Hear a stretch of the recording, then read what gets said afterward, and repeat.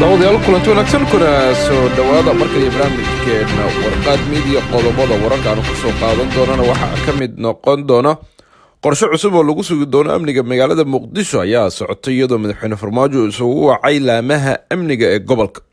dhanka kalena madaxweynaha maamul goboleedka Jubbaland Axmed Madoobe ayaa lagu wadaa inuu tago dalka Imaaraadka Carabta iyo weliba qorshayaasha uu la tagayo oo la ogaaday. wiil Soomaaliyeedna waxa uu aabihiis ku tooriyay gudaha dalka Jarmalka isagoona ugu dambeyntii aabihiis u dhintay tooridii ku dhuftay iyo weliba qallaaso xoogan oo ka socoto bariga dhexe kadib dilkii loo geystay sargaalka u dhashay dalka Iran kaasoo lagu magacaabo jiray Qaasimi Salamuni waxaana ilaa iyo hadda ay soo taray warar kala duwan ay kasoo baxaya wadamada khaliijka oo ku aadan dilkii sargaalkaas. qodobadaas iyo weliba qodobo kale xiiso leh ayaan barnaamijkeena ku falanqeyn doonaa saacadaha oo aan hawada ku jirno daawadayaal.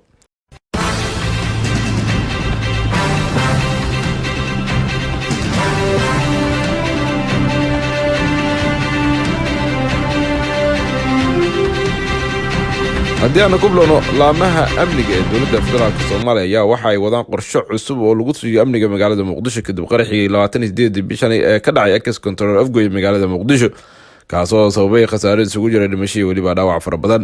kadib shir xalay isugu yimaadeen hay'adaha amniga dowladda ayaa lagu gorfeeyay xaaladda amniga ee dalka gaar ahaan sugidda amniga caasimadda Soomaaliya ka hor doorashooyinka soo socda ee dalka. shirkan oo ka dhacay xarunta ciidanka booliiska ee Commando Polizio ayaa waxaa xoogga lagu saaray in gargaar ah lagu eego xaqiijinta amniga caasimadda oo maalmo ka hor uu gilgilay qarax xoogan oo mas-uuliyadiisa ay sheegteen ururka Al-Shabaab. wararkan helen ayaana sheegay in hay'adaha amniga ay isku afgarteen in amniga Muqdisho kor loo qaado isla markaasna la dhiirigeliyo ciidamada kala duwan ee sugaya amniga caasimadda kuwaasoo habeenay maalinba u soo jeeda sidii amniga loo sugi lahaa. xukuumadda federaalk Soomaaliya ayaana ahmiyad koowaad siinaysa inay sugto amniga dalka kahor intaan la gaarin doorashooyinka soo socda ee dalka ka dhacaya. qaraxii ka dhacay Access Control Afgoy 28 bishii December sanadkii tagay ayaa geystay khasaarooyin kala duwan kaasoo dhimasho gaaraysa ilaa 100 qof ay ku dhinteen dhaawac ayaana ilaa waxa uu ka batay 100 qof. waxayna arintaasi dhalisay su'aalo badan oo ka imaaday amniga magaalada Muqdisho iyadoona la wada ogyahay in gabi ahaanba magaalada Muqdisho jidadkeeda ay wada xiran yihiin waxaana ilaa iyo hadda la ogeyn cidda fududeysa qaraxaas iyadoo ilaa iyo hadda dowladdu aysan soo bandhigin qorshe rasmi ah oo ku aadan amni qaraxii ka dhacay Access Control Afgoy oo hay'adda NISA ay sheegteen qaraxaasi ka dambeeyeen wadamo ka mid ah wadamada caalamka balse aysan sheegin magaca wadanka ka dambeeyay qaraxii ka dhacay Access Control Afgoy. dhanka kalena madaxweynaha Jubbaland Axmed Madoobe ayaa waxa uu ku wajahan yahay magaalada Abu Dhabi ee dalkiisa taga Imaaraadka Carabta halkaas oo uu xiriir toos ah la leeyahay. madaxweynaha dib loo doortay ee Jubbaland ayaa ku aadiyay Imaaraadka Carabta inuu mashaariic cusub la soo seexdo dalkaasi kaas oo ka saacidaya hirgelinta qorshihiisa cusub ee maamulka Jubbaland. warka qaar ayaana sheegay madaxweynaha diyaaradda gaar ay ka qaadayso magaalada Kismaayo taasoo ka imaanaysa Imaaraadka Carabta inkastoo warkaasi uusan ilaa iyo xagga la hubin. Imaaraadka Carabta ayaa xiriir wanaagsan leh maamul goboleedka Jubbaland iyo Puntland kuwaas oo khilaaf ba'ani uu kala dhaxeeyo dowladda dhexe ee federaalk ee Soomaaliya. Imaaraadka Carabta ayaana dhaqaalo iyo weliba mid farsamo ku taageero maamuladaasi kuwaas oo sababay inay dowladda federaalk ku raaci waayaan go'aanada ay ka qaataan khilaafka dowladaha khaliijka. waxaana la wada ogsoon yahay in maamul goboleedyada Jubbaland iyo weliba Puntland aysan inta badan ay kasoo horjeestaan go'aanada ka yimaada dowladda ee ku aadan arrimaha Imaaraadka Carabta taasoo sababta in Imaaraadka Carabtu taageero dhaqaalo iyo weliba mid maaliyadeedba uu siiyo maamul goboleedyadaasi. Axmed Madoobe oo doorashadii uu dib ugu soo laabtay maamulka Jubbaland ee khilaaf xoogan ka dhashay ayaa hadda u muuqda in uu wado qorshayaashiisii ugu dambeeyay oo uu rabo inuu ku hirgeliyo dhaqaalo iyo weliba mashaariic kala duwan oo rabo inuu ka fuliyo deegaanadaasi Jubbaland. inkastoo deegaanada Jubbaland qaarkood ay gacanta ugu jiraan ururka Al-Shabaab haddana Axmed Madoobe ayaa wado qorshe uu rabo inuu mar kale ku hanto hoggaanka maamulkaasi Jubbaland. inkastoo dalkii kusoo foosoo leedahay doorashada guud haddana Axmed Madoobe ayaa u arka taageerada dhaqaalaha iyo weliba midda farsamo ee dowladda imaaraadka carabta inay ka saacidi karto siduu mar kale uu u hanan lahaa kursiga maamulkaasi ee Jubbaland. dhanka kalena wiil Soomaaliyeed ayaa waxa uu aabihiis ku tooriyey gudaha dalka Jarmalka, gaar ahaan magaalada Hamburg.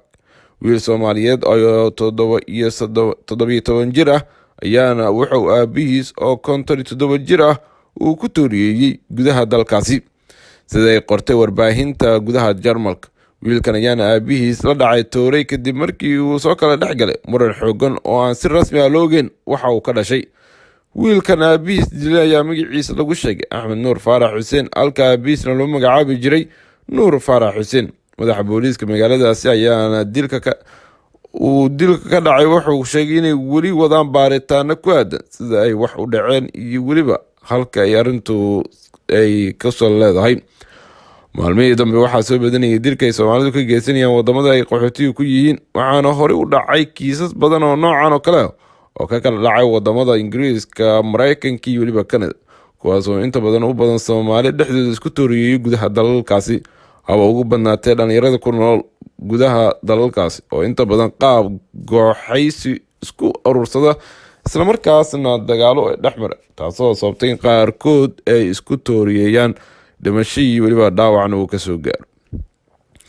ugu dambeynna daawada dilkii Jenaraal Qaasim Sulaymaani oo ahaa taliyihii ciidamada Qudus ee kacaanka Iiraan waxuu ka mid yahay xiisadda iyo weliba dagaalka qabooba u dhexeeya Mareykanka iyo Iiraan, waana mid laga yaabo inay dhibaato ka dhalato sida uu qoray wargeys ka soo baxay gudaha dalkaasi Iiraan. waxaana la fili karaa in aargoosi uu dhaco, ficilo xiriir ah iyo weliba isu jawaabid ayaana laga yaabaa inay sababaan in labada dhinac uu dagaal toos ah dhex maro. waxaa sidoo kale suurtagal ah in su-aal la iska weydiiyo mustaqbalka Washington ee Ciraaq, istaraatiijiyadda madaxweyne Trump ee gobolka, haddiiba ay jirtaba dhibaato ayaana laga soo gudboonaan doonto.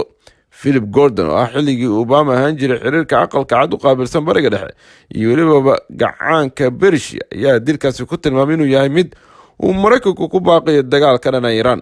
ciidamada Qudus waa laan ka tirsan xoogga ammaanka Iiraan ee mas-uulka ka ah howlgallada dibadda muddo soddonado ah, haddii ay ahaan lahayd Lubnaan, Suuriya ama meelo kale. Sulaymaani wuxuu ahaa xubin muhiim ah oo ballaarinta saameyn Iiraan iyadoona loo marayo weeraro qorsheysan ama xoojinta xulafada Iiraan ee gudaha. xukuumadda Washington wuxuu ahaa nin dhiigga Mareykanka gacmaha ku sita, balse wuxuu sidoo kale caan ku ahaa gudaha Iiraan, gaar ahaan wuxuu hogaaminayay dagaalkii Tehran ee ka dhanka ah ololaha ballaaran ee cadaadiska lagu saarayay Iiraan iyo weliba cunaqabataynta Mareykanka. arrinta la yaab kale maanta in Sulaymaani uu diiradda u saarnaado Mareykanka, balse waxay tahay sababta hadda loo dilay. weerar dhowr ah oo heerkooda hooseeyey oo lagu qaaday saldhigyada Mareykanka ee Ciraaq ayaa lagu eedeeyey Iiraan. waxa uu ku dhintay qandaraaslaydii Mareykanka u dhashay, balse howlgalladii hore ee Iiraan ee ka dhanka ah taangiyada gacaanka, weerar lagu qaaday gaari uu Mareykanku lahaa iyo weliba xitaa weerarkii xooganaa ee lagu qaaday xarunta shidaalka Sacuudiga ayuu dhammaantood ka jawaabeen Mareykanka. gantaaladii dhaganka ahaa saldhigyada Mareykanka ee Ciraaq ayuu aqalka Pentagon uga jawaabay, isagoona weeraray maleeshiyaadka taageersanaa Iiraan ee looga shakiyey inay iyaga ka dambeeyeen. taasi waxay horseeday weerar lagu qaaday safaaradda Mareykanka ee Baghdad. isagoo sharaxaad ka bixinaya go-aankii lagu dilay Sulaymaani, aqalka Pentagonka keliya diiradda ma uusan saarin ficilada ugu dambeeyey ee ninkaasi, balse wuxuu sidoo kale ku adkaystay in weerarkaasi uu ahaa mid baqdin gelin ah. war-saxaafadeedkii kasoo baxay Pentagonka ayaana lagu sheegay in ninkaas uu qorsheynayo weerar lagu qaado diblomaasiyiin Mareykan iyo weliba shaqaalaha ka jooga Ciraaq iyo weliba dhammaanba gobolada gudaha dalalkaas. arrinta tallaabada xigi doonta waxa ugu weyn ee la isweydiinayo waxa weeye madaxweyne Trump ayaa rajeynaya in hal tallaabo uu qaaday ay cabsi gelin doonto Iiraan, islamarkaasna ay caddeyn doonto xulafadiisa culus gobolka sida Iiraan iyo sida Israa'iil iyo weliba Sacuudiga. in Mareykanku uu weli awood leeyahay si kastaba ma aha mid la iska indhatiri karo inay jiri karto jawaab ka timaada Iiraan, xitaa haddii aysan ahayn mid soo degdegta ayaa la yiri. ciidamada Mareykanka ee 5,000 gaaraya Ciraaq ku sugan ayaa hadda isku cad yihiin kuwa la bartilmaameysan karo. xiisadda gacaanka ayaana sii xoogeysan doonto, lalaba yaabo inay durbaba la arkay saameyn dhanka sare u qaca qiimaha shidaalka ee ka dhacaya suuqa. Maraykanka iyo weliba xulafadiisa ayaa isku diyaarin doona inay isdifaacaan. Xukuumadda Washington ayaana ciidamo xoojina geysay safaaradaha Baghdad si degdeg ah ayaana loo kordhin doonaa militariga ka jooga gobolka haddii loo baahdo ayaa la yidhi. Balse waxaa sidoo kale suurtagal ah in jawaabta Iiraan ay noqon doonto mid dhinacyo badan leh, waxaana laga yaabaa inay adeegsato taageerada weyn ee gobolka ay ka haysato. Waxaa tusaale ahaan soo cusboonaysiin kartaa qabashadii safaaradda Maraykanka ee Baghdad, iyadoo xaaladda ku adkeyn doonto dowladda Ciraaq, islamarkaasna su-aal gelin doonto joogitaanka Maraykanka ee halkaas. Waxayna sidoo kale dibadbaxyo ka abaabuli doontaa meelo kale si ay ugu daboosho weerarada kale ayaa layidhi. Weerarka ka dhanka taliyay ciidamada Qudus ayaa ahaa mid lagu muujinayay awoodda militariga Maraykanka. Kuwo badan oo ku sugan gobolka ayaanan u baroor diiqi doonin dhimashada Suleymaani, balse tani waxay ugu habboonaan doontaa madaxweyne Trump ayaana la sheegayaa in qorshahan uu ku dilay Suleymaani ay la xiriirto olaha doorashada ee dalka Maraykanka uu rabo in mar kale uu kusoo noqdo kursiga dalkaasi. Inkastoo ay madaxweyne Trump dhinacyo badan uga furan yihiin arrimo la xiriira kutumashada xuquuqda iyo weliba dastuurka dalkaasi Maraykanka ay ka mid tahay sidii kursiga madaxweynenimada looga dejin lahaa, ayaa haddana waxa uu weli wadaa qorshayaashiisii ugu dambeeyey iyo weliba la taliyaashiisii sida uu mar kale kursiga madaxweynenimo ee dalkaasi Maraykanka ugu soo noqon lahaa. Wadamo badan oo ka mid ah khaliijka ayaa arrinta dilka Suleymaani u arko inay noqon doonto mid ay ku wiiqayso ama wiiqitaankii ugu horreeyey ee ku dhacday Iiraan. Wadamada Sacuudiga iyo Imaaraadka ayaa iyaga ilaa iyo hadda si toos uga hadlin dilka Suleymaani, inkastoo ay sheegeen inay tahay arrintani mid la soo dhoweeyey islamarkaasna looga mahad celiyey madaxweyne Trump. Haddana ilaa iyo hadda ma jiro war-saxaafadeed rasmi ah oo ka soo baxay wadamadaas. Ra-iisul wasaaraha dalka Iiraan Netanyahu ayaa waxa uu cod dheer ku yiri waa in loo mahad celiyaa madaxweyne Trump. Waxa uu sameeyey shaqo adag oo loo baahnaa in mar hore la qabto ayuu yiri. Wargeyska ka soo baxa dalka Iiraan oo bogga hore ee maanta uu kaga jiray dilka Suleymaani ayaa waxa uu Netanyahu ku nuuxsaday awoodda Iiraan, isagoona sheegay in ay ahayd in shaqo mar hore in la qabto u baahnayd. Netanyahu ayaana waxa uu sidoo kale bartiisa Twitterka ku soo qoray waa in loo mahad celiyaa madaxweyne Trump. Intaas ayaanu daawadayaal ku soo gabagabaynayna barnaamijkeena Warqaad Media tan iyo Garqaad Media tan iyo kulanti dambe nabadgelyo.